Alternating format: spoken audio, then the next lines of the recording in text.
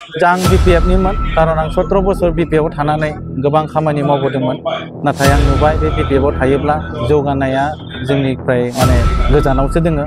आरो बेयाव थगायनाय आरो बेयाव माने लाजि फोनांनाय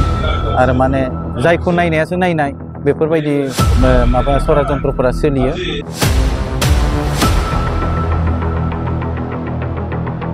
17 बोसोर आङो बिपिएफआवनो दंमोन आरो बै समाव जेरैबायदि जाखिनि बिपिएफ दल हिसाबै खामानि मावबोदों बे हिसाबै दा आरोबाव बिनि अनगायै बिपिएफ दला जेरैबायदि फुराना जाबोबाय बिथांमोनहा मावनायनि माखासे अभिगथा गैला दा रुलिं सरकारा जेरै इउपिपिएल दल हिसाबै दं हिसाबै खावलायनाय हिसाबै गोसो जानानै आंनो व्यक्ति हिसाबै आं फैदों आरो आं मोजां मोनदों दिनै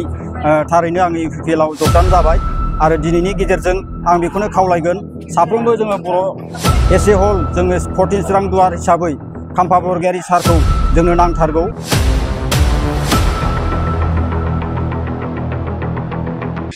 गोम गोम बा ज'यै नोंथांमोना इउपिपिएलआव जगदान जादों आसलथे थांखिया मा इउपिपिएलआव? जोंनि बे थांखियानो जाहैबाय जे बिटिआर ओनसोलाव गोजोन खौसेथि आरो डेभेलपमेन्ट जों बेखौ नोजोर बोनानै जोङो बेयाव जइन जाफैदों आरो बेयाव जोंनि अनलि बर'ल' नङा बेयाव आदिबासिफोर दङ माखासेफ्रा माने गुबुन हारिफोरनिबो दङ जों बिथांमोन ज' लोगो नांनानै जोंनि इउपिपिएलआव जगदान जाफैदों। आं बिपिएफनिमोन कारन आं 17 बोसोर बिपिएफआव थानानै गोबां खामानि मावबोदोंमोन नाथाय आं नुबाय बे बिपिएफआव थायोब्ला जौगानाया जोंनिफ्राय माने गोजानावसो दोङो आरो बेयाव थगायनाय आरो बेयाव माने लाजि फोनांनाय आरो माने जायखौ नायनायासो नायनाय बेफोरबायदि माबा सराजन्त्रफोरा सोलियो आरो थांनाय बार एमपि इलेक्सनाव आं निजेनो जादुगर लायदोंमोन जाहा बिथां हाग्रामा महिला सारनि थिननायाव आं बिश्वनाथ सारिआलिसिम गारि सालायलांदोंमोन आंनो ड्राइभारमोन आरो बे जादुगरखौ लाना फैनानै बान मारि फैदोंमोन किन्तु दिनै बे बानाबो सोलियासै आरो बेयाव जयन्त बिथाङा देरहासार जानो हादों।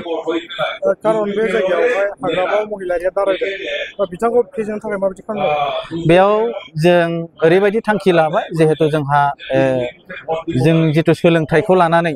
जों घरे घरे जों बुजायदों कारन बिटिआर सरकाराव जितु सोलोंथाइखौ लानानै नोजोर होदों मानो होनब्ला आंनि गथ'आ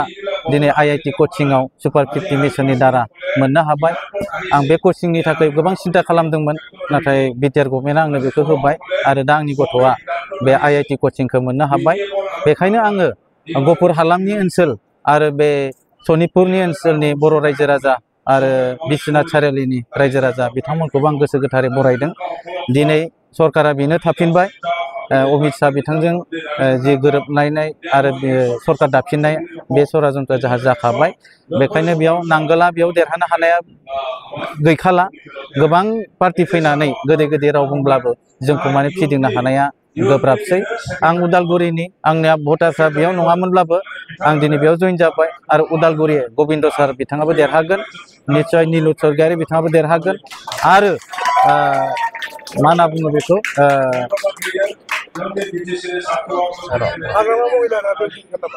हाग्रामा महिलारिया जेननाया बेयाव खाथन जाखाबाय मानो होनब्ला जों बिथांखौ जों 17 बोसोर जों लोगो हमनो नाजाबाबो जों लोगो मोनाखै दानि रायजोफोरा गोबाङानो साननो हागौ बे कमेडियान भाषा बुंनानै गोदै गोदै बुंनानै रायजो राजाखौ थगायनो हागोन किन्तु दिनैनि जुगाव बेयो जोंखौ थगायनो हानाय नंला कारन बेखौ 17 बोसोर आं गारि लानानै नागिरदोंमोन लोगो हमनो नागिरदोंमोन बिथाङा आंनो गोबां स्किम होदोंमोन किन्तु बे स्किमफोरनि बिलफोरखौ आं मोननो हायासै दिनै आङो दुखिया जाबाय आं गोरिब जाबाय आंनि लंपेन्ट गस्ला दिनै मोजां नंला आं सासे कन्ट्रेक्टरमोन आंखौ बेबायदि थगायबाय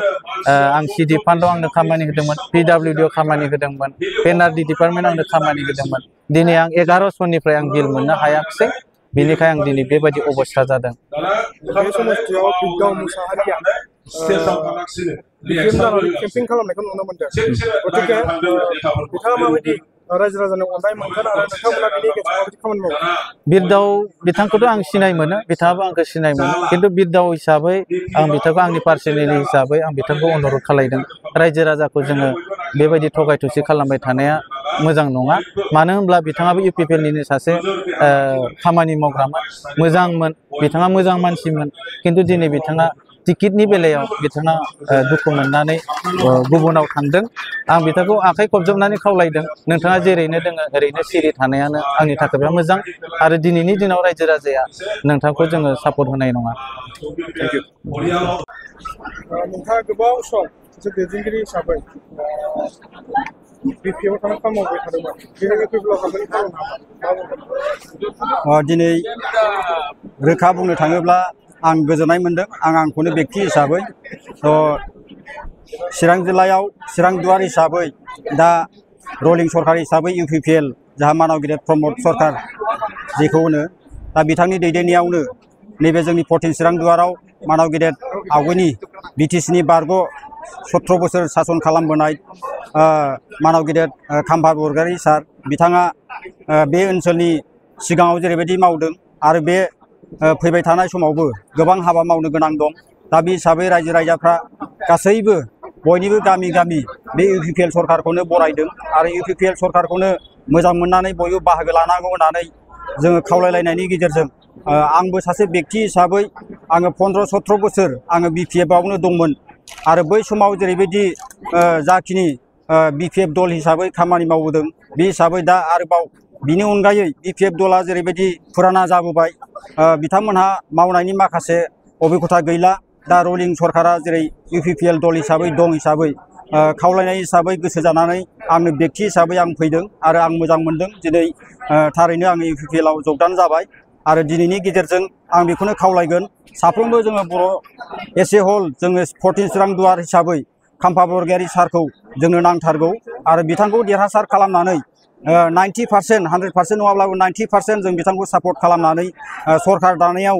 गासैबो गोहोफोरखौ जोङो फिन आरो मोनफिननो थाखाय जोङो बिथांनि गेजेरजों जोङो नाजालांगोन आरो जोंनि बिथोरिया खना खनला थानाय गामिफोराव जेरैबायदि मावनांगौ आद्रा थानाय खामानिफोरखौ मावफुंनांगौ माखासे बिबान दं बेफोर खामानिफोरखौ निश्चय बिथांनि गेजेरजों जों मावफुंनो हागोन आरो बिथांनाव जोङो आसा खालामो आरो जों खावलायगोन आरो मानाव गेदेर सारा दानि जाय जों केन्डिडेट जों मोननो हादों खाम्फा बरगयारी सार बिथाङा रावखौ माइ गाज्रि